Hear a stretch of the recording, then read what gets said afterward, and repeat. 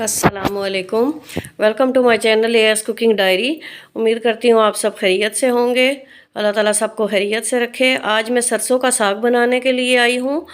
तो देखिए कितनी प्यारी सरसों है, बिल्कुल हरी हरी और ताज़ी और बिल्कुल कच्ची कच्ची गंदल है। तो मैंने इसको अच्छे तरीके से धो लिया और काट के रख लिया है। अब ये मैंने पानी लिया है और पानी के अंदर धुली हुई सरसों मैं ऐड करने के लिए जो है वो जा रही हूँ।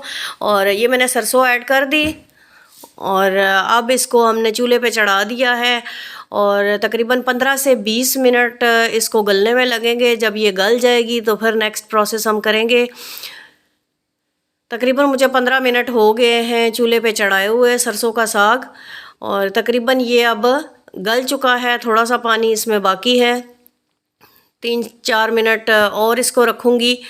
लेकिन ये देखिए आपके सामने चेक कर रही हूँ, मैंने इसको चेक किया और अल्हम्दुलिल्लाह ये बिल्कुल सॉफ़्ट हो चुकी है क्योंकि ये बिल्कुल फ्रेश थी और इसलिए जल्दी गल गई है। अब हम इसका मसाला तैयार करेंगे। उसको मैंने छान के साइड पे रख लिया है।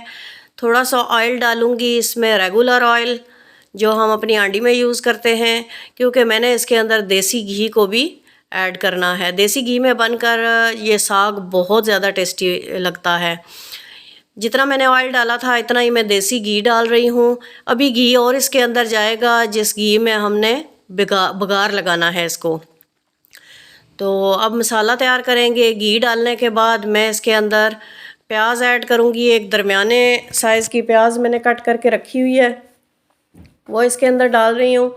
और प्याज को हम ब्राउन नहीं करेंगे, इसमें बस सौते करेंगे और सारे मसालों के साथ फिर इसको पकाएंगे। तो सॉफ़्ट होनी चाहिए, बस सॉफ़्ट हो जाएगी तो फिर हमारा मसाला तैयार हो जाएगा। तो ये सफ़ेद ज़ीरा थोड़ा सा डाला ताकि वो ऑयल में अपनी खुशबू छोड़ दे। इसके बाद लहसुन और अदरक का पेस्ट इसमें जाएगा और थोड़ा सा इसमें लहसुन और अदरक बाकी हांडियों की निस्बत ज़्यादा जाता है। ख़ुसूसन जो लहसुन है वो हम सरसों के साग में ज़्यादा मिक़दार में डालते हैं, जितना हम बाकी हांडी में डालते हैं उससे ज़्यादा डालते हैं। अच्छे तरीके से भूनूंगी इसको, मसाले को लहसुन और अदरक के साथ और प्याज के साथ। फिर बाकी जो चीज़ें इसके अंदर जाएंगी। टमाटर 4 अदद मैंने काट के रख लिए थे और 3 अदद हरी मिर्चें थी, वो इसके अंदर ऐड कर दी हैं। अब अच्छे तरीके से इन तमाम चीज़ों को भूनेंगे ताकि ये सॉफ़्ट हो जाएं। अब थोड़ा सा पानी इसमें ऐड करूँगी ताकि बाकी के मसाले जो हम डालें तो वो ज़्यादा ड्राई ना हो। 1 टीस्पून मैंने नमक का इसके अंदर ऐड कर दिया और इसके बाद बारी बारी तमाम मसाले जाएंगे। 1 टीस्पून मैंने सुर्ख मिर्च का ऐड कर दिया, पिसी हुई लाल मिर्च। चूँकि हमने मिर्चें जो हैं वो 3 अदद हरी मिर्चें डाली हुई हैं, इसलिए हम सुर्ख मिर्च कम डालेंगे। वैसे आम हांडी की निस्बत इसमें मिर्चें थोड़ी ज़्यादा डलती हैं। और हल्दी 1 टीस्पून और खुश्क धनिया 1 टीस्पून, गरम मसाला 1 टीस्पून डालेंगे इसके अंदर। ये तमाम चीज़ें इसके अंदर चलेगी। अब इसको अच्छे तरीके से हम तमाम चीज़ों को मिक्स करेंगे मसाले के साथ।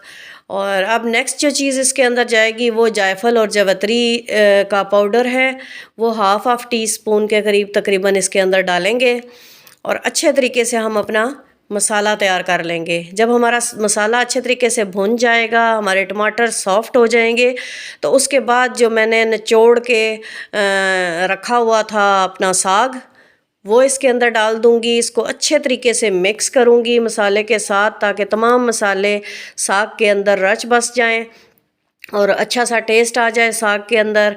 अभी इन तमाम चीज़ों को इसके साथ 5 से 7 मिनट के लिए मैं भूनूंगी साग को इन तमाम मसालों के साथ।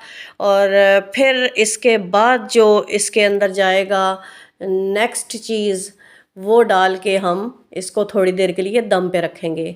तो ये देखिए तकरीबन आधा किलो मैंने दही का लिया है। बहुत मीठा और थिक दही था, बाज़ार वाला खुला दही।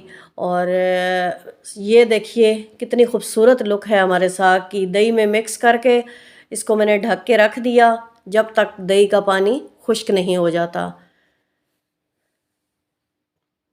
तकरीबन 5 से 7 मिनट लगे हैं, हमारे दही का पानी भी खुश्क हो गया और हमने 4 से 5 मिनट इसको भून भी लिया। अब इसको साइड पे कर देंगे साग को, क्योंकि इसमें मुकम्मल जो है वो पानी ड्राई हो चुका है और साग भुन चुका है। अब साइड पे करने के बाद हम इसके लिए बघार की तैयारी करेंगे।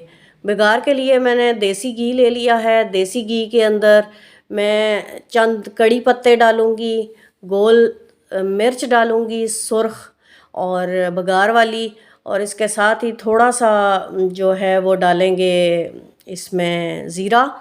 इन तमाम चीज़ों को कड़कड़ा के तो हम अपना बघार लगाएंगे।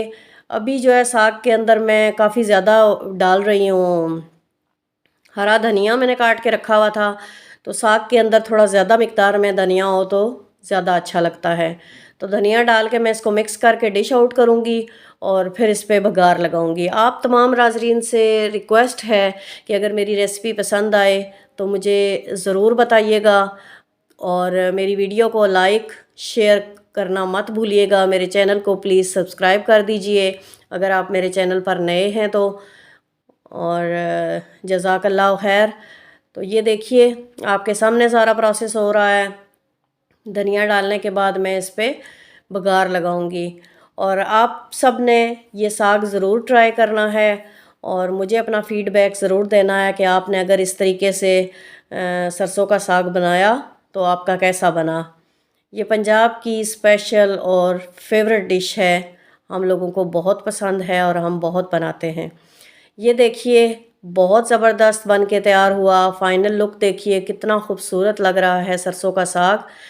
और आज की रेसिपी कैसी लगी ज़रूर बताइएगा। नेक्स्ट टाइम तक के लिए अल्लाह हाफ़िज़।